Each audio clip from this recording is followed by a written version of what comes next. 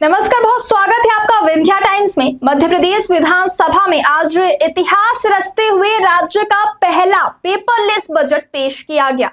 वित्त मंत्री जगदीश देवड़ा ने विधानसभा में बजट 2026 प्रस्तुत किया। सदन की कार्यवाही शुरू होते ही बजट पेश किया गया और मंत्री ने विस्तृत संबोधन दिया। अपने बजट भाषण की शुरुआत में वित्त मंत्री ने कहा कि प्रजा के सुख में ही राजा का सुख है। उन्होंने कहा कि सरकार का लक्ष्य हर वर्ग के विकास को सुनिश्चित करना है। वित्त मंत्री ने घोषणा की कि वर्ष 2026 को किसान कल्याण को समर्पित किया जाएगा और इसके लिए कृषि और उससे जुड़े क्षेत्रों के लिए कुल 81,910 करोड़ रुपए का बजट प्रावधान किया गया है। इस राशि के माध्यम से किसानों को 1,15,000 करोड़ रुपए के वित्तीय संसाधन उपलब्ध कराए जाएंगे, जिससे उन्हें प्राकृतिक आपदाओं, फसल हानि और कृषि गतिविधियों के विस्तार में मदद मिलेगी। किसानों के लिए बजट में कई महत्वपूर्ण घोषणाएं की गई हैं। प्रदेश में 1 लाख सोलर पंप उपलब्ध कराने की योजना है, जिसकी कुल लागत 3,000 करोड़ रुपए है। इससे किसानों को ऊर्जा की बचत के साथ पर्यावरण अनुकूल सिंचाई सुविधा मिलेगी। इसके अतिरिक्त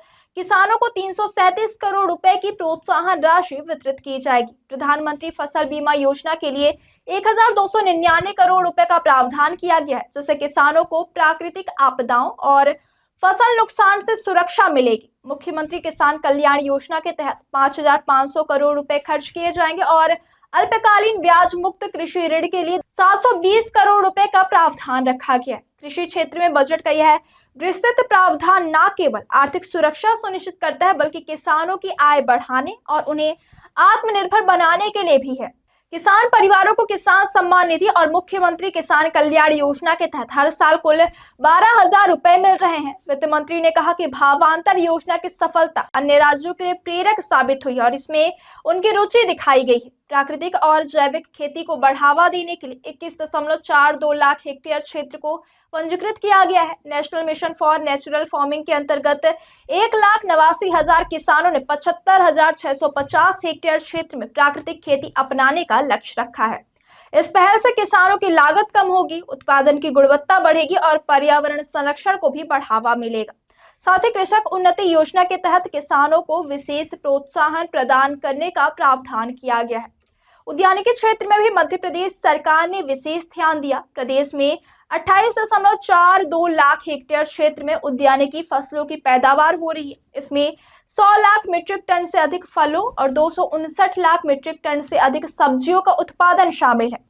सरकार का लक्ष्य वर्ष 2030 तक फल उत्पादन को 136 लाख मीट्रिक टन और सब्जियों का उत्पादन 344 लाख मीट्रिक टन तक बढ़ाना है। इस दिशा में उद्यानिकी गतिविधियों के लिए इस वर्ष में 772 करोड़ रुपए का प्रावधान प्रस्तावित किया गया है, जिसमें प्रधानमंत्री सूक्ष्म खाद्य उन्नयन के लिए 200 करोड़ रुपए और राष्ट्रीय उद्यानिकी मिशन के लिए 152 करोड़ रुपए शामिल है। मछली उत्पादन के लिए भी बजट में 412 करोड़ रुपए का प्रावधान किया गया है, जिससे मत्स्य पालन को बढ़ावा मिलेगा और राज्य में पोषण सुरक्षा को मजबूत किया जा सकेगा। इसके साथ ही किसानों को बिजली में राहत देने के लिए 20,485 करोड़ रुपए का प्रावधान किया गया, जिससे सिंचाई लागत कम होगी और कृषि कार्यों में सुविधा आएगी।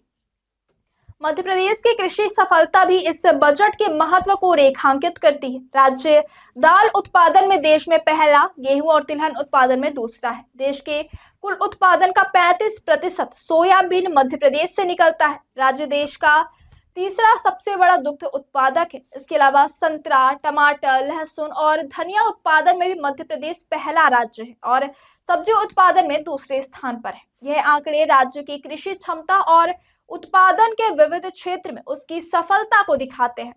वित्त मंत्री जगदीश देवड़ा ने यह स्पष्ट किया कि इस बजट का उद्देश्य केवल वित्तीय आवंटन तक सीमित नहीं है, बल्कि किसानों की आय में वृद्धि, उनके उत्पादन साधनों में सुधार, प्राकृतिक और जैविक खेती को बढ़ावा और समग्र कृषि विकास सुनिश्चित करना है।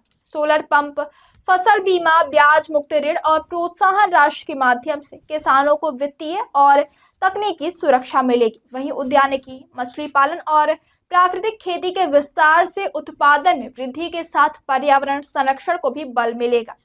इस तरह मध्य प्रदेश के वित्त वर्ष 2026-27 का बजट किसानों के लिए एक समर्पित और व्यापक योजना साबित होगा।